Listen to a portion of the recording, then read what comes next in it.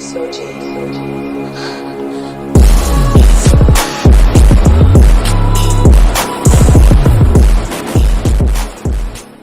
good, everybody? It's your boy Demon Neeyooo here, and today we're actually about to look at another Llama Arts video. This one's called A True Craiglist Horror Story. Now, I'm one for, I'm known for going on Craigslist, looking for either a job or, some type of sales or something like that. And I've actually only met one person off of Craigslist who I probably would never do that again. But yeah, we about to see his version of it. So without further ado, let's get at it. Let's go.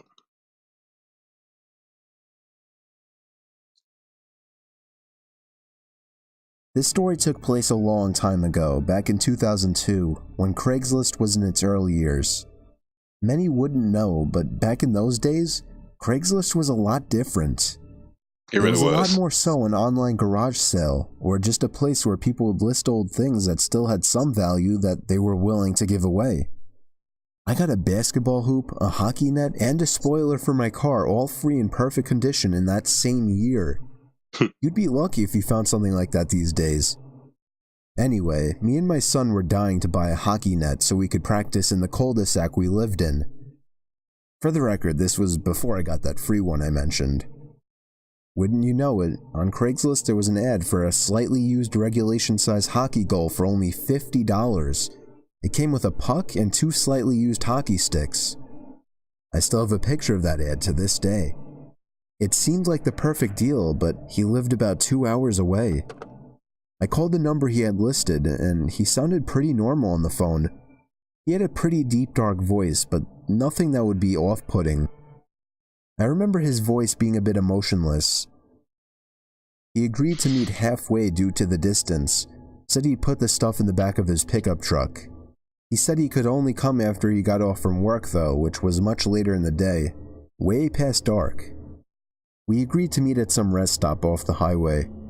Me and my son, who was 11 at the time, took my wife's minivan, the only car that would be able to fit that huge thing. Within an hour, we were at the truck stop, which was empty at this hour, but was decently lit by 3 big light posts.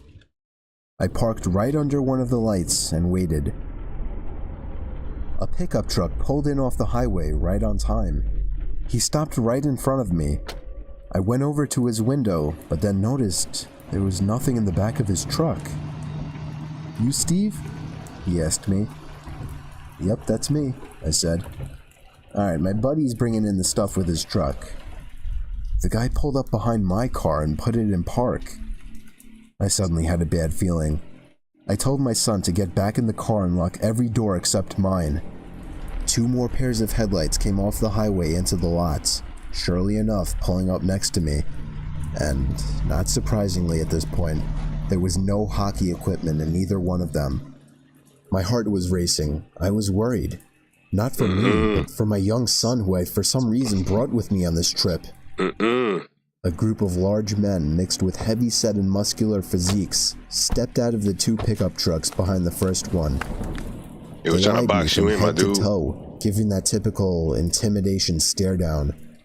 Then this bald guy wearing sunglasses said in a deep voice, "Where's the money?" I instantly pulled out my wallet and handed it to him, begging him to just let me and my son go. He pulled out like $100 and was pissed, expecting more. He then sent 2 of his goons or whatever to get my son. At this point, I screamed and begged for him not to take him. Fight or flight, baby. One of the men broke the glass to the minivan back door, and I vividly remember the disturbing, heartbreaking screams of my young son. What happened next was what I can only explain to be a miracle from God answering my prayers. A car was entering the lot from off the highway. All the men stopped and turned to look at it. As it got closer, my heart literally dropped in excitement as I saw it was a police car. The lights suddenly began to flash as he got close enough to see what was going on. All of the men were back in their trucks within seconds, speeding off down the highway. And they pulled off. Well, at least 2 of them. The truck in the back was caught immediately by the police car, and backup arrived shortly. I explained everything to them, and they got the men that were caught to rat out on the others surprisingly quickly. I guess luckily the guys in the back truck weren't very loyal to whoever their leader was, if they even had any type of leader. Believe it or not, I had a police escort all the way home to make me and my son feel safer. I don't want to get into all the legal stuff, but I'll just say that all of those men except for one was caught, and I'm pretty sure that was the driver of the first pickup truck. Needless to say, my Craigslist days weren't over at that point, but I have always been much more protective of my son, and much more cautious of Craigslist meetings since then. Yo, you gotta be careful out there for real. So many people right now, they cuckoo, they crazy. You know, especially when they come on especially when they come to Craigslist. Some things you gotta Facebook too.